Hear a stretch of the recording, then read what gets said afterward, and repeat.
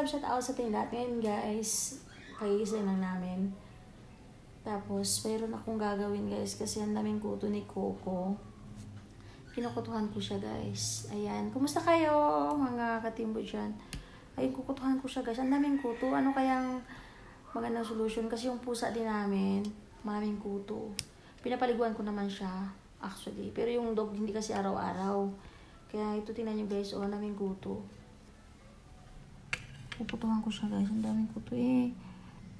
Kamot na siya ng kamot.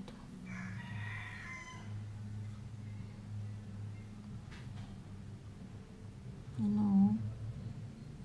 Eh. Ito nyo guys, oh.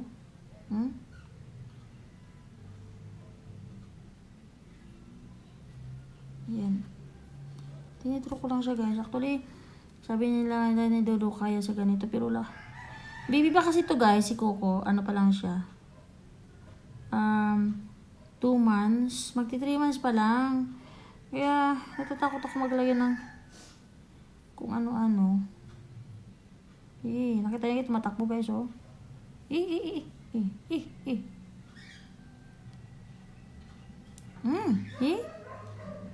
Yan.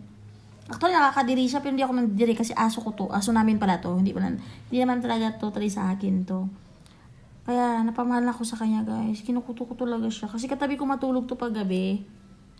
Ayan, guys. Ang dami niyang kuto. Pero namatay na yan siya kasi pinaliguan ko yan siya ngayon.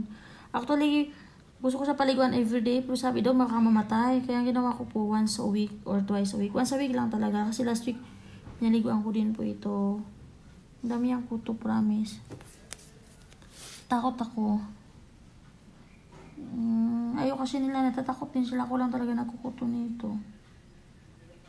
Daming kuto. Ang ano pa naman guys, ang bilis nilang magtatakbo. Ano kaya ang magandang way para ano? Kasi sabi hindi pa daw siya pwedeng. Okay, so kuto, oh. Yan ang itim. See?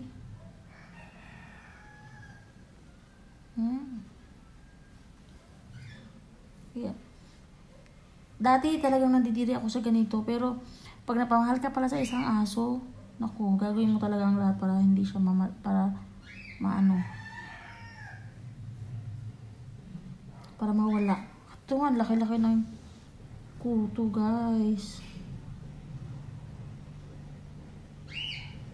Yan na. Saan kaya yun nagpunta? Kanina ko pa yun talaga hinahabol yung kuto na yun. Today dapat papasok ako yung pinilaan ko yung kuto niya. Baga, kintuhan ko talaga siya, guys. Yan, guys. Thank you so much. Talagang ganito ako makikare ng dog. Thank you for watching po. Yan, kung may